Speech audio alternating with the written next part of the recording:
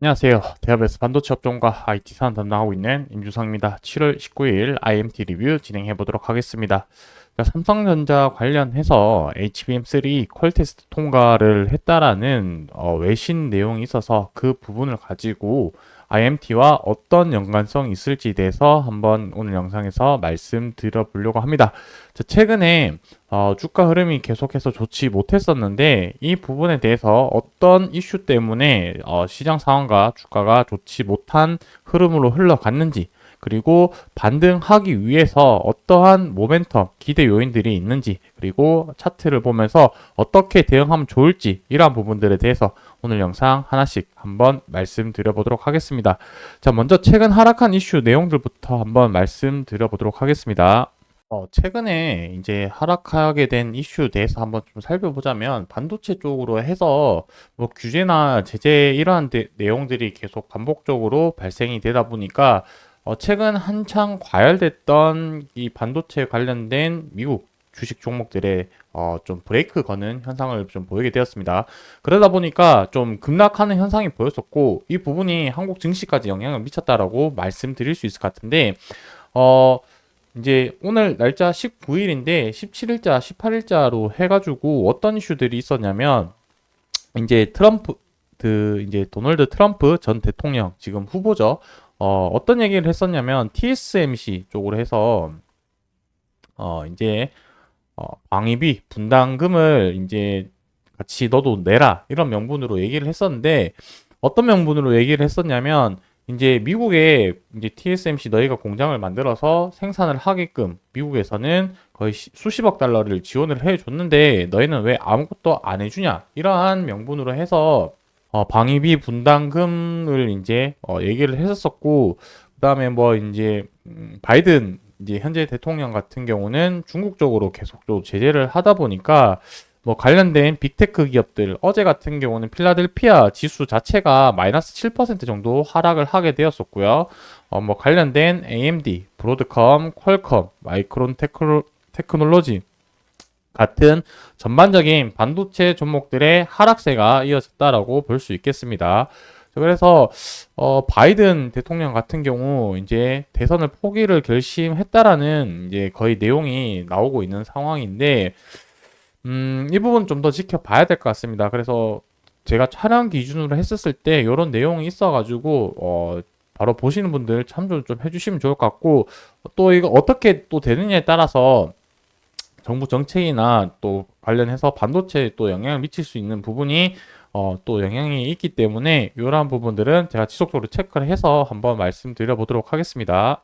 자, 그리고 어저께 TSMC 쪽으로 매출이 발생이 되었는데, 여기서 우리가 투자 아이디어를 어떤 부분을 얻을 수가 있는지에 대해서 한번 좀 말씀드려 보도록 하겠습니다. 2분기 순이익이 36% 늘었고 생성형 AI 수요가 급증을 했다라는 내용이 적혀져 있는데, 그리고 추가적으로 해서 주력으로 3나노 공정 올해 양산 규모 2배 전망이라고 했었었고, 관련해서 또 제가 확인한 내용이 이제 코어스 패키징, 이제 이 부분이 수요가 25년도에는 2배 이상 증가한다라고 이렇게 확인을 했었습니다. 이 코어스 패키징이 무엇이냐면 그 TSMC에서 이제 마지막으로 패키징하는 공정이라고 보시면 될 것 같고, 결론적으로는 AI 칩이라고 보시면 될 것 같습니다.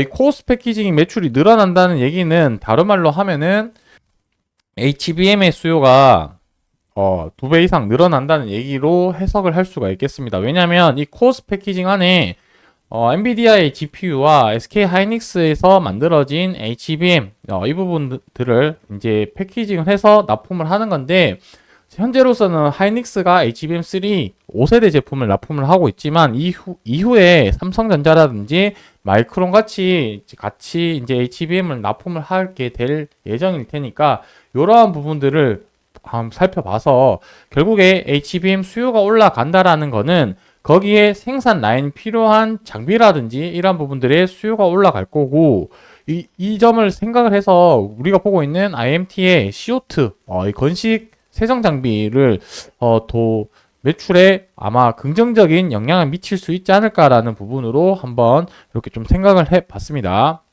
그리고 요게 이제 제가 말씀드린 삼성전자 관련된 뇌신 정보 자료인데, 요 뉴스 기사를 한국어 번역해서 한번 좀 살펴보도록 하겠습니다.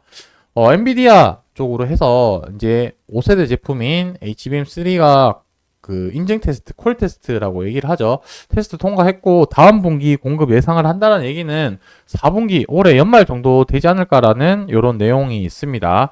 그래서 몇 달간 소문간 개발 끝에 삼성전자는 엔비디아 신뢰를 얻었다라고 적혀져 있고 밑에 내용에서 좀 더 보시게 되면은 그래서 대만 언론 매체 쪽에서 한국의 삼성이 엔비디아 테스트 성공적으로 통과했다라는 이런 내용이 나와 있습니다. 그래서 추가적으로 해서 이제 뭐 삼성전자든 하이닉스든 지금 삼성전자가 또 통과를 했다라고 한다면 여기에 또 양산 라인을 셋업을 하게 될 텐데 거기에 IMT의 장비가 또 추가적으로 납품될 수 있는지 이 여부를 좀 계속 모니터링을 해야 될 필요가 있고요. 결국 납품이 된다라고 한다면 실적으로 반영이 될 거고 이게 주가까지 이어지지 않을까라고 생각을 합니다. 그래서 차트 좀 보면서 마무리 한번 해보도록 하겠습니다.